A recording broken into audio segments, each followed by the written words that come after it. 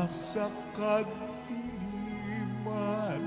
sa lilim ng kamatayan, ngayon'y naliliwanagan.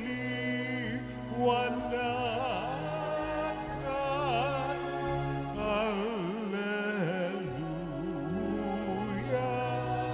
Alleluia.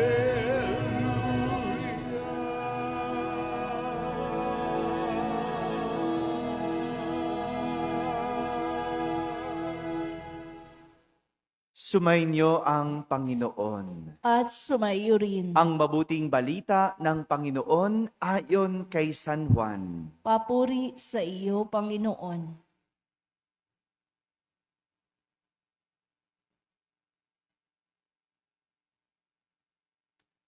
Noong panahong iyon, si Jesus at ang kanyang mga alagad ay nagpunta sa lupain ng Judea. Nanatili siya roon ng kaunting panahon kasama nila at nagbinyag. Si Juan ay nagbibinyag rin sa mga Enon, malapit sa Salim, sapagkat maraming tubig doon. Pumupunta sa kanya ang mga tao at nagpapabinyag. Hindi pa nakabilanggo noon si Juan. Minsan, nakatalo ng mga alagad ni Juan ang isang Hudyo tungkol sa tanging paraan ng paglilinis. Kaya't pumunta sila kay Juan at sinabi sa kanya, "Rabay, yaon pong lalaking kasama ninyo sa ibayo ng Hordan na inyong pinatotohanan ay nagbibinyag rin at nagpupunta sa kanya ang lahat." Sumagot si Juan, "Walang tatanggapin ang tao malibang ipagkaloob sa kanya ng Diyos. Kayo na rin ang makapagpapatunay na sinabi kong hindi ako ang Kristo. Sugo lamang akong mauuna sa kanya. Ang babaeng ikakasal ay para sa lalaking ikakasal. Ang abay na naghihintay sa pagdating ng lalaking ikakasal ay lubos na nagagalak pagkarinig sa tinig ko. Gayon din naman, lubos ang kagalakan ko ngayon. Kinakailangan siya ang maging dakila at ako na may mababa." Mga kapatid, ang mabuting balita ng Panginoon. Pinupuri ka namin, Panginoong Hesukristo. Umupo ang lahat at makinig sa homilya. Magandang umaga po sa inyong lahat. Father, Magandang umaga sa mga nasa barangay, sa mga nasa tahanan na nagsisimba via online at sa lahat ng nasa abroad. Kasama kayo sa aming banal na pagdiriwang dito sa ating parokya. Huling araw ng linggo ng pagpapakita ng Panginoon o ng Epiphany Week. O, di ba? Ano pinagdiwang natin nung linggo? O, kakasabi ko lang, natandaan mo ha? O, Epiphany Week. No? Itong nakalipas na mga araw, simula Lunes hanggang sa araw na ito ay linggo ng pagpapakita ng Panginoon. Araw-araw, kwento kung paano nagpakita at nagpakilala si Jesus sa tao. Nung Lunes, yan, review tayo. Nagpakita si Jesus, ang Diyos, sa pamamagitan ng kanyang mabuting gawa o trabaho.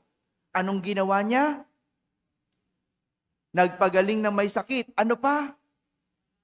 Nagpalayas ng demonyo. Ano pa? Nagturo sa sinagoga. Wala ka na sagot dun ah. Yun ang trabaho ng Diyos. Makinig. Ha? Ano trabaho ng Diyos? Magpagaling. Ano pa? Magpalayas ng demonyo. Ano pa?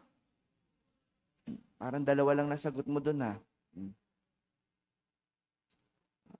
Noong Lunes, nagpakilala ang Diyos sa kanyang mabuting gawa. Martes, nagpakita ang Diyos si Jesus sa pamamagitan ng kanyang pagbabahagi. Anong ginawa ni Jesus? Anong binahagi niya? Anong pagkain? Tinapay at isda. Pinakain ang libo-libong tao.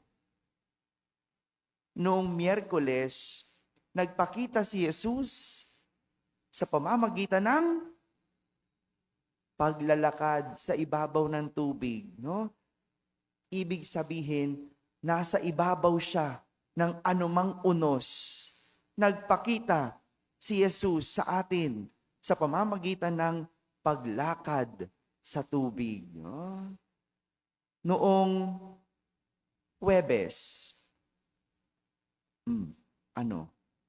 nagpakita ang Diyos, nagpakilala si Jesus sa pamamagitan ng sinasabi ng kasulatan. Di ba? Naalala niyo yun?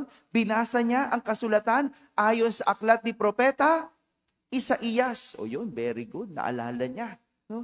Nagpakilala si Jesus ayon sa sinabi ng kasulatan sa kung ano at sino ang Mesiyas. Biyernes, ano naman ang pinagdiwang natin? Kahapon, kapistahan ng Poong Jesus Nazareno. Hindi ba? O, walang iba na paraan ng pagpapakilala ang Diyos kundi sa pamamagitan ni Jesus. Kaya nga siya naging tao para makita siya ng tao, para ipakilala ang Diyos sa tao sa pamamagitan ng kanyang bugtong na anak, si Jesus. At bilang panghuli, muli tayong ipinapakilala kay Jesus sa pamamagitan ni Juan Bautista na naging tagapaghanda ni Jesus. Tinuwid ni Juan ang landas ng mga tao at isa-isa niyang bininyagan sila. Kaya naman, masasabi natin na ang Diyos ay nagpapakita sa pamamagitan ng matutuwid na tao. Ito ang naging gampanin. Ito ang nagawa ni Juan. Ihanda ang mga tao. Ituwid ang landas ng mga tao para sa pagdating ni Kristo. Kahit na akala ng mga tao si Juan ang Mesiyas, alam ni Juan, hindi siya. Hindi niya kinuha ang titulong Mesiyas kahit yun ang tingin ng tao. Dahil alam niya, tagapaghanda lang siya. Tagapagpakilala lang siya. Hindi siya ang Kristo. Ito yung hamon sa atin. Matapos magpakilala at magpakita ang Diyos, ito na yung hamon sa atin. Paano natin ipapakilala ang Diyos? Walang ibang paraan kundi ang katulad ni Juan Bautista, ituwid ang landas ng tao. Hindi ba? Kapag ang tao may kasama, kapag pumunta ka sa isang lugar, ipinapakilala mo. Tama ba? Kapag nasa reunion ka at kasama mo kaibigan mo, pagdating mo sa reunion, anong ginagawa mo? Pinapakilala mo. O di ba? O tita, kaibigan ko po. Di ba? Ganon yun, di ba? Kapag ikaw ay bago sa isang lugar, may kasama ka, kasama mo nanay mo. Pumunta ka sa eskwelahan, di ba? Papakilala mo. Sasabihin mo, ma'am, nanay ko po. Di ba? Ganon. Matapos magpakita ni Jesus, matapos makapiling natin ang Diyos, simula nung Pasko, nang siya'y isilang, ang tanong ngayon, paano mo ipapakilala si Jesus?